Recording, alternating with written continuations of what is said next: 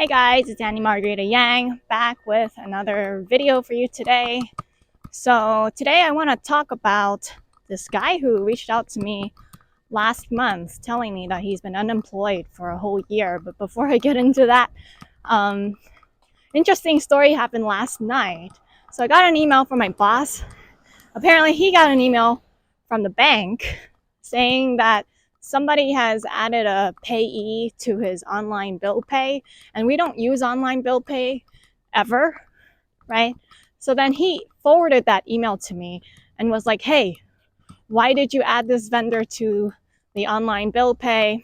You know, we pay vendors with our own software, right? Why are you setting it up with a bank instead? And then I was like, I have no idea what you're talking about. And then I even logged into the bank portal to take a look at it. And when I went in, it basically was like, oh, please set up online bill pay. Like, we never enrolled in it to begin with. So I was like, how can anyone add a payee to the online bill pay if we never even enrolled in the service to begin with? And then I took a further look at the email. I was like, something is like weird because what he's saying doesn't match what I see online. And I took a closer look and I saw that it wasn't an email from the bank itself. It said like customer care number at customercare.net. So clearly this was a phishing scam. And then I read the email further, and then it was like, if you don't recognize this and this was unauthorized, then please call this 855 number. And then I Googled the number as well. And yeah, nothing came up. So it's not the actual bank, but it sure fooled my boss enough to think that it was a legit email from the bank. What's interesting though, the contents in the email. The name of the LLC was correct. The email address was correct, of course, as well. And then the name of the payee, this is the really interesting part. The name of the payee that was quote unquote added to the online bill pay is an actual vendor that we pay in the office. So for some reason, all of this information lined up. Like, it's one thing to get like the name of the LLC and then the name of the the email address correct and everything, but to know like who we actually pay for our vendors, that's a different story. So I'm wondering if maybe there was a data breach somewhere with the bank. Who knows? Anyway, that's interesting. So don't fall for those kinds of scams, because my boss believed it until I pointed out to him that it was a phishing scam. All right, so on to the story about this guy who's been unemployed for a year. So last month, I gave a talk at Suffolk University. It was a networking event, and he took my business card. And then after the event, he called me. I didn't pick up the call because I'm really busy, so I don't do phone calls unless they're appointment based. So I missed the call, of course. And then he emails me and all this stuff, and I say, hey, let's get an appointment booked, because otherwise it's not gonna happen. So I get an appointment booked for like Friday, 4:00 p.m. for a Zoom call. So then 4:00 on Friday comes around, and then I get on Zoom, just waiting and waiting, and he doesn't show up. So 4:05, I email him and I say, hey, just letting you know I'm waiting on Zoom. Just a reminder, we have a meeting.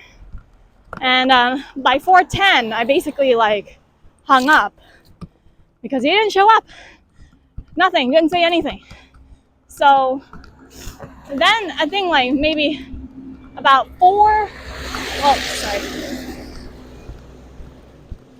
at around about 4:40 p.m. This is like 40 minutes later, right? He calls up my phone number instead of doing the Zoom thing. He just goes, oh, hey, sorry, I just had a fire to put out. I had a fire to put out. And he kind of like just implied, the way he was wording this, like as in what happened when I asked him, he worded it like he was so busy stuck in another meeting to end it on time to start our meeting. And not only that, he didn't even have like the courtesy to at least maybe email me or text me real quick to tell me that he's running late, so that he doesn't waste my time. That should have been red flag number one right there. And at that point, rather than giving away my time for free to people who don't respect me, I should have just hung up. I told my friends about the story, and my friend was like, "Oh yeah, I would have hung up like 5 minutes in," but then like that was a guy, right? I told the same story to like a female friend, and she's like, "Yeah, I would have been stuck in that phone call for like 30 minutes, even though I don't want to be in a phone call like that." Yeah, I think maybe it's a woman thing where we feel like we have to be polite and stay on until the very end, and then say the niceties at the end, and say like, "Oh well, I wish you have a good day," and things like that. Anyway, so he just keeps talking on the phone. He's explaining to me that he's been unemployed for a year and that he's been attending networking events, about one event a week, because he was reading that if you want to get a job, then you have to do networking, because it's not enough to just apply to jobs these days. You also have to expand your network. So that's why he was at the networking event where I gave a speech. And then that's how he came across me. And he was asking me for job search advice, which I have no problem giving. I'm very giving. I give a lot of things away for free. Sorry, I'm running out of breath. This is going to happen during every single talk, because I don't know if I can show you, but let me see if I can show you from behind. It doesn't even look that high, but it's actually an extremely steep hill. I live on the bottom of a hill, and I'm going up a really, really tall hill. He's been going to networking events for a year, still unemployed, right? And then he asked me for job search advice, and then I was just basically telling him, hey, I really like to help people, and I want to give you advice that works, but the fact is, there's a lot of like factors that go into a job search, at least a successful one, where you land an offer quickly. And if I don't exactly know what is the source of your problem, I can't solve it for you. Like if the problem is your resume, but you interview really well, if you can't even get past like get the stage where you get booked for an interview, then you won't get to the point where you do the interview, right?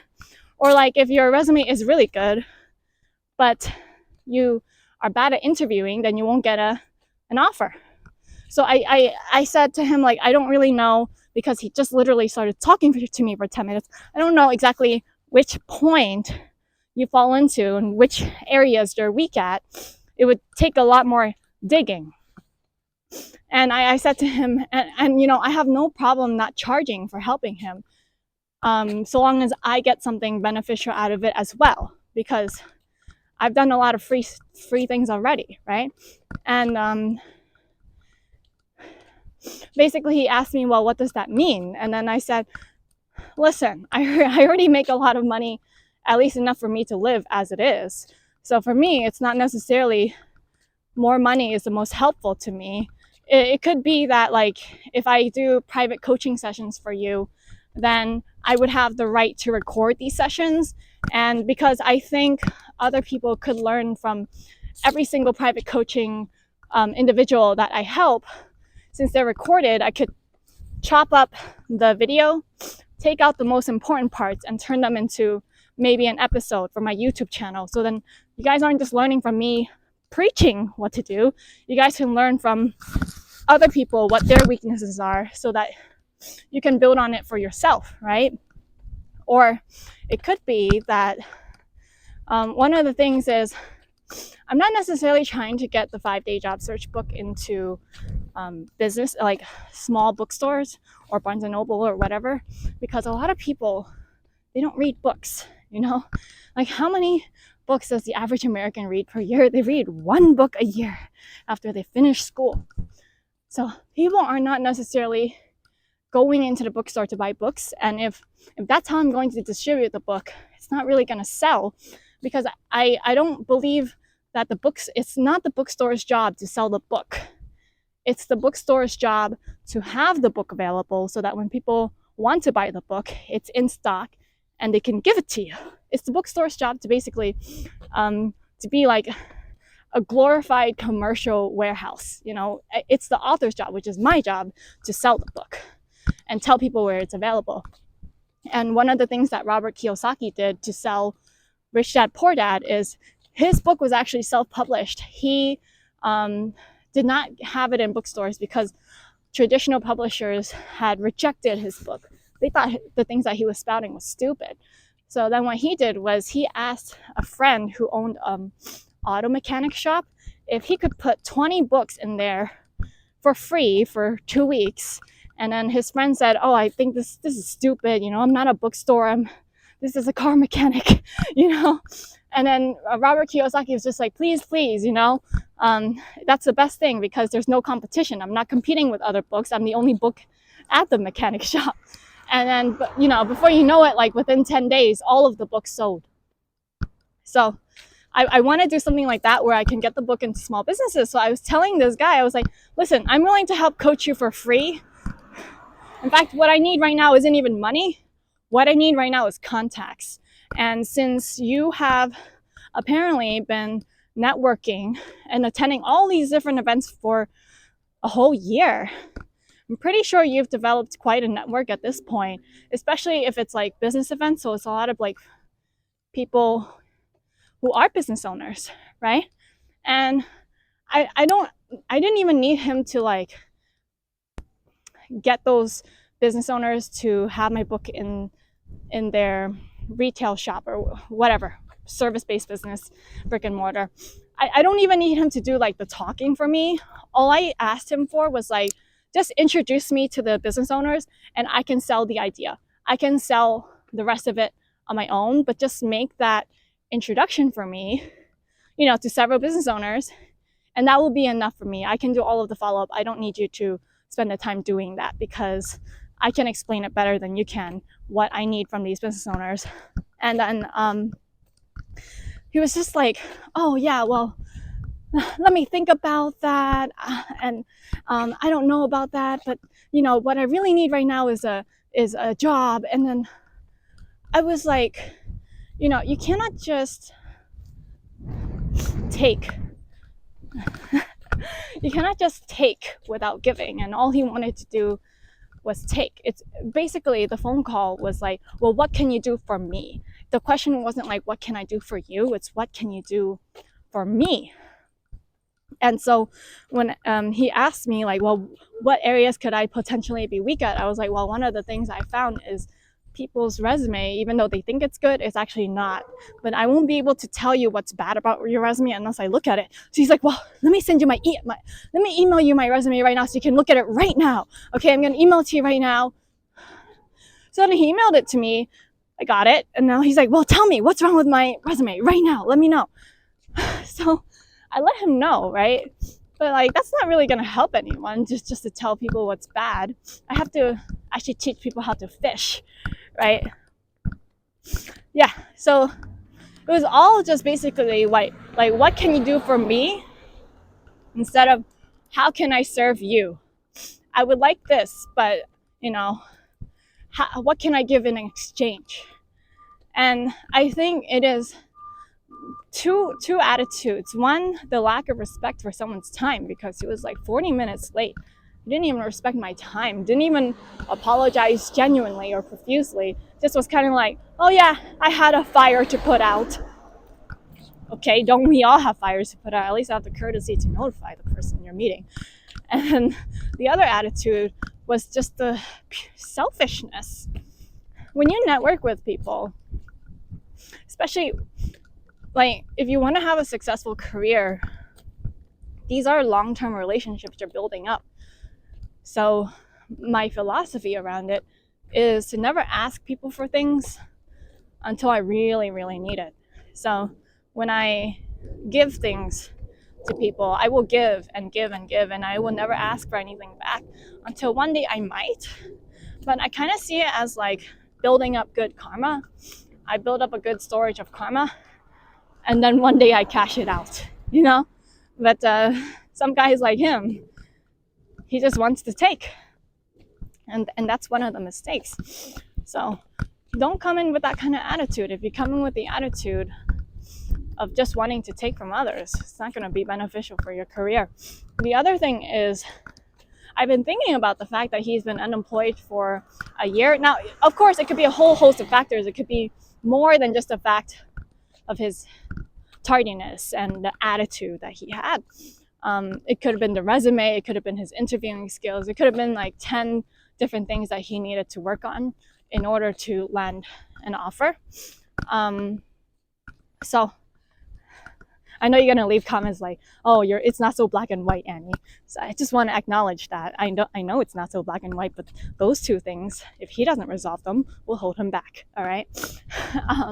The other thing is, yeah, I used to like watch a lot of YouTube videos of people giving financial advice, and they would tell people that, oh yeah, stocks are going up, the economy is good. This has been for several years, right? And therefore, you don't need to have like a 1 year emergency fund, because I'm super conservative with money. I really believe that when you have a long-term view, when you think like probably 50 years ahead or 100 years ahead, that's when you build something that will actually last for a very long time. When all you can think about is 2 years ahead, 4 years ahead, whatever you build, especially if you build it up quickly, it will all come crashing down, because it's not built on a good, solid foundation that's made on very good decision making. And one of the things that I saw a lot of like YouTubers talking about was like how you only need like a 3-month emergency fund, and you can invest the rest, because if you keep so much money in your savings and you don't invest beyond what you have held in like the 3-month emergency fund, then you're missing the opportunity cost. You could invest that money and make more money than if you just keep it safe, liquid, highly liquid in cash, right? And the problem with this kind of thinking, I don't even think they think like 50 years ahead. Look at this guy. He was unemployed for a year. Can you imagine, like, if you only had a 3-month emergency fund and then you're unemployed for a year? But then beyond the 3-month emergency fund, you have your money in the stock market, you have your money in like all of these different investment vehicles. But then if you're unemployed at a time when it's a very bad time to sell, where you would have to sell off your assets at a loss, then you've really lost out, right? The whole point of why you should have a 1-year emergency fund is so that when things like this happen, you don't sell off your assets at a loss. You don't lose money from selling it. Like, you lose money when you sell the asset. If you just hold on to the asset, it's simply a paper loss. It's an unrealized loss. But if you're actually forced to actually sell it, then yeah, you lose your money. And I couldn't agree with the philosophy of a lot of these YouTubers. But because I see like they have so many followers and so many viewers, and they're super popular, and I'm just like, I don't necessarily agree with what they're saying. Sometimes I question, like, should I say my opinion? Should I say some of my thoughts about finances that don't necessarily align with what people with a lot more clout and credibility than me say publicly? But seeing how things are now, and hearing this guy's story, being unemployed for a year, I honestly wish I had said that back then, that I would have recommended a 1-year emergency fund, because that's my personal philosophy. Like, for my own life, a 1-year emergency fund, while I see other people have only 3 months and they think it's enough, they think that it will suffice, but I genuinely don't think so, because I think like 50 years ahead. Yeah. All right, I think that's it for now. I have a lot more to share, because I have a lot more stories of other people who came to me for help in terms of their job search. So I want to give more advice. And then like there's a lot of stories I want to share in my own life about money and the things that I've learned along the way. So I will see you guys in my next video. Today is Friday, January 5th, 2024. I don't work on Saturdays. Saturdays are my only day off because I have found that when I was working 7 days a week, I was getting like physically sick. And my friend was like, "Do you ever take a day off?" And I was like, "No." And she was like, "Why don't you take one day off? Okay, why don't you just take one? Because you know what Jewish people do? They take Saturdays off to observe Sabbath, and that's a time to like relax and rejuvenate and get prepared for the new upcoming week. Because if you just keep running at 100 miles an hour, keep going 100 miles an hour and never stop to think and reflect and just take a break, you cannot keep pushing yourself that way." So I was having health issues. Finally, I just decided, Saturdays, my day off, I do whatever I want, and it's okay. I can push work off till Sunday, or if I just don't get the work done, it's okay. In the end, it doesn't really matter. Yeah, so no videos on Saturdays. See you guys on Sunday. Bye.